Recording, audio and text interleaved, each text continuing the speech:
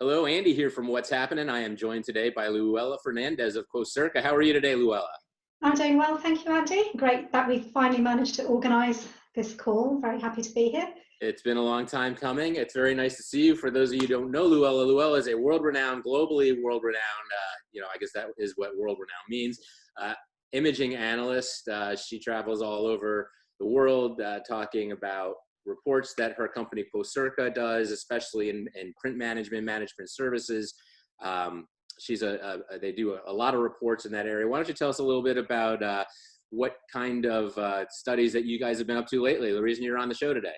Yeah, so basically we've done quite a bit of research on the future of print and the digital workplace. We've been doing these print 2025 studies, which you've probably read or seen some summaries of. And I had them in my newsletter, actually. Yes, so and actually what's been interesting is that was a really good snapshot of the kind of pre-COVID world in terms of what was happening in the print industry. It was very much showing that print volumes are flat to declining. But actually what was one of the really interesting findings was that office workers in the workplace typically didn't value print as much as the IT decision makers. So there was a huge disconnect between what IT decision makers believed their clients in their own organisations wanted and what those office workers were doing. So they weren't printing as much, and there was a much steeper decline in terms of their sort of expectations around printing.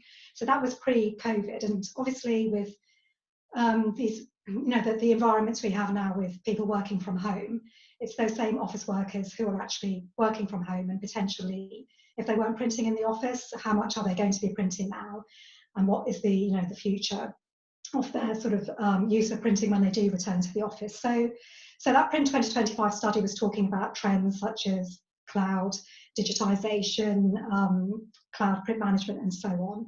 And I don't want to use the cliche too much, but we've heard that really the pandemic has been a catalyst for digital transformation, and certainly that's what we're seeing in the print industry. And so you had this big ongoing study, that the Print 2025 initiative that you've been working on for several years now, and then in the midst of this COVID situation that we're all dealing with, and by the way, you are in Maidenhead, England. You're in the UK.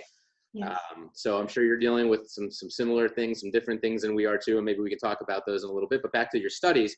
So in the midst of this, you've done a couple of follow-up smaller studies. Why don't you talk about that? So you had an initial one, and then you did another, and then there's a third you might have mentioned. So and let me know when you would like me to bring that infographic up, and I'll do that.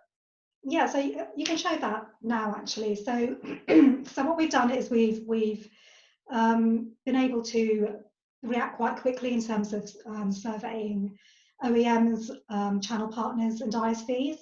And we ran, like you said, a first study pretty much after lockdown started in the UK around the 24th of March, I think that was, and we did a first study.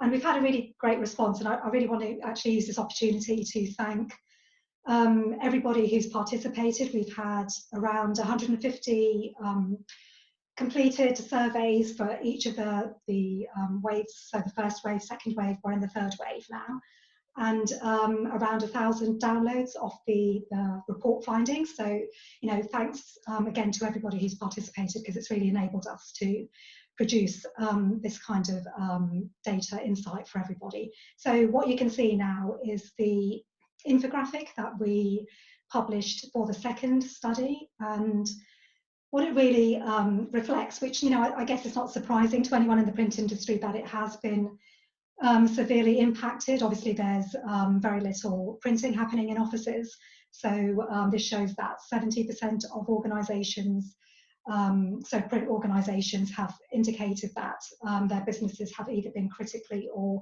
significantly impacted by the pandemic.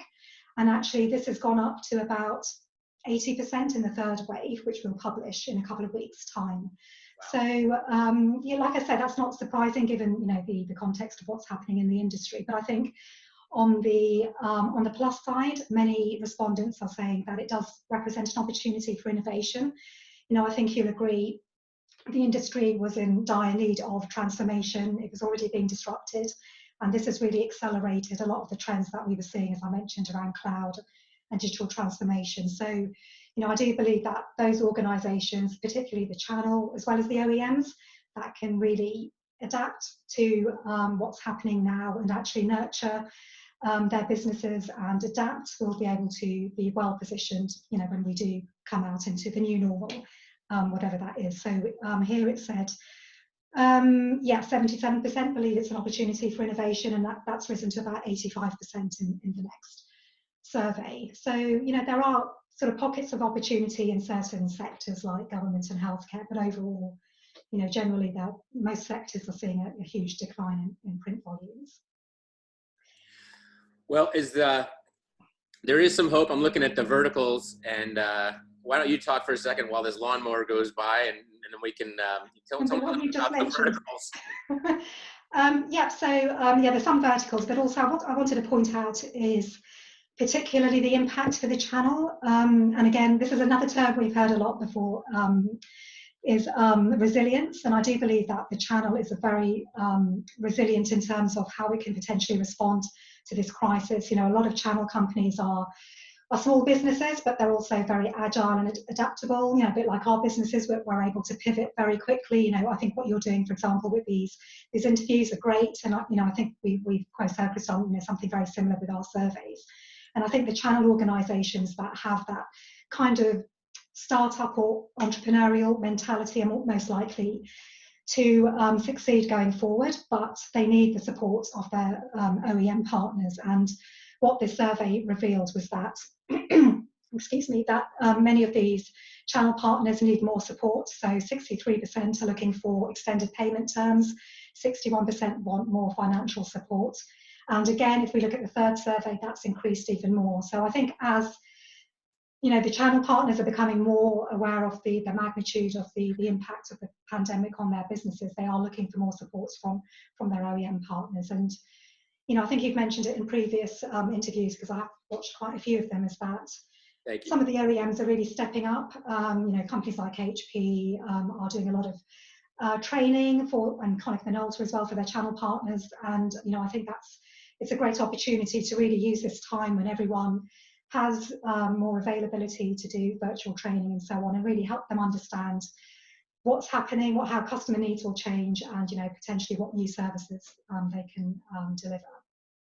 So consistently throughout the 3 studies, the channel partners portion of that chart that we're looking at, those numbers have grown in each of those areas each time you do this study. So it seems that things for a good number of the people that you're surveying they're getting worse, right? I mean, they started off kind of bad, and then they were a little worse, and now they're worse now. And the question is, when do these things, those numbers start going down, right? So if it's a 3-month thing, a 6-month thing, are they going to be dealing with this for a year?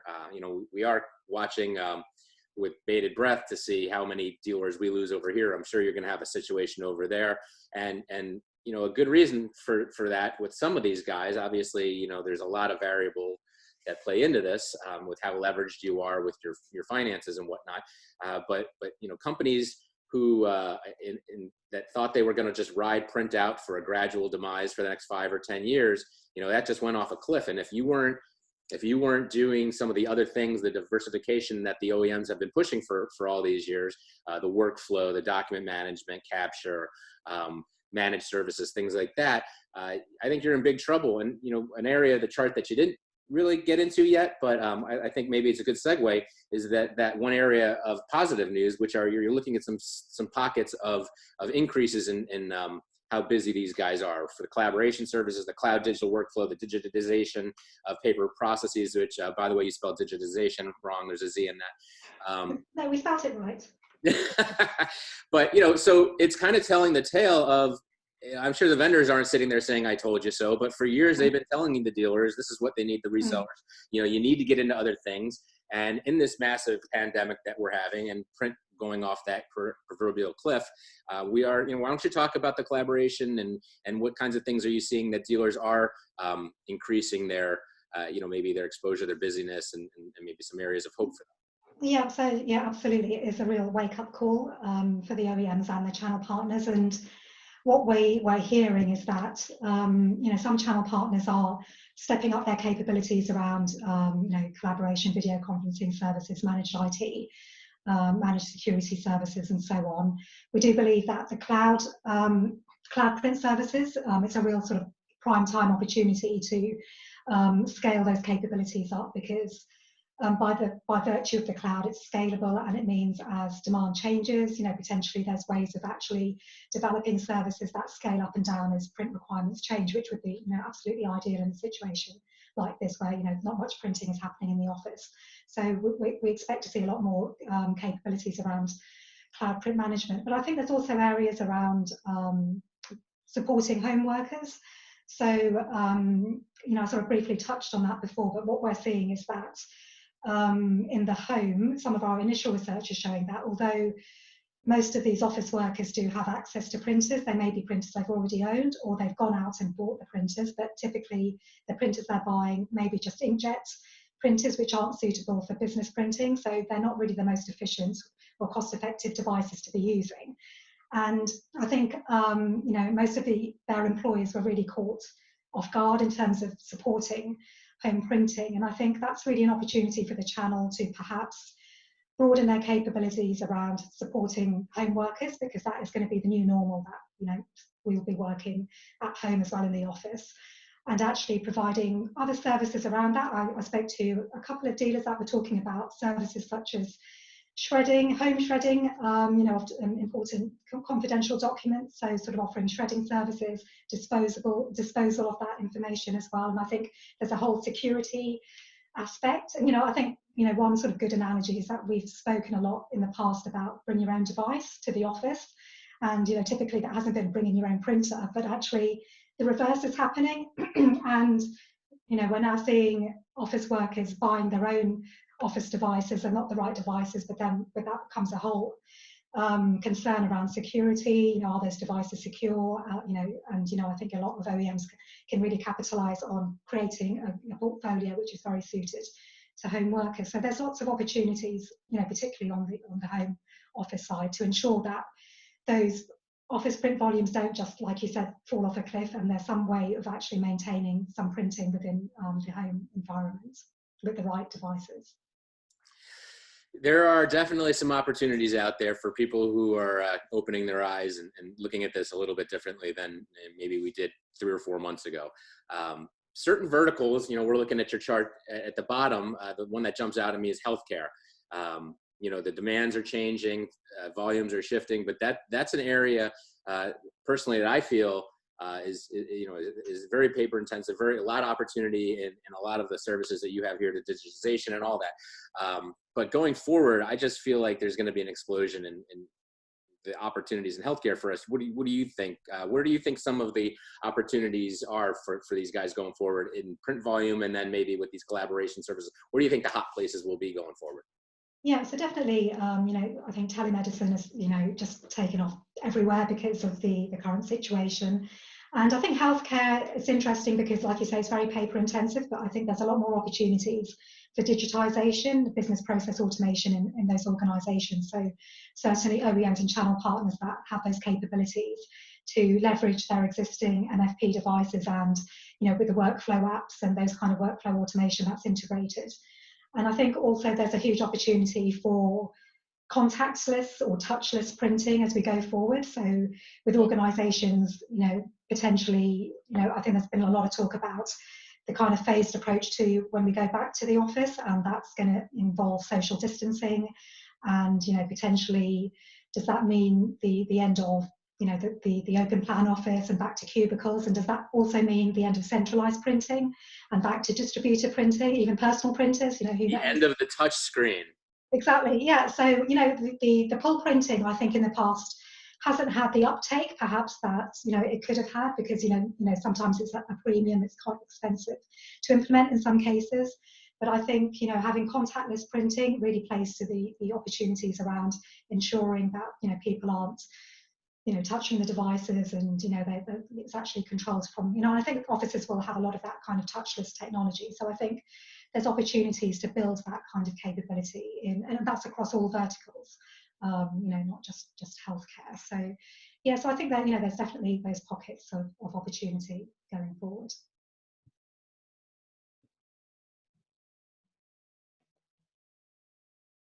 I'm going to unmute myself now as I talk because the lawnmower guy from next door is going by. You got to love working in the new era, right? It's just between the dog barking and the lawn. You have no idea what goes on behind the scenes here. It's crazy.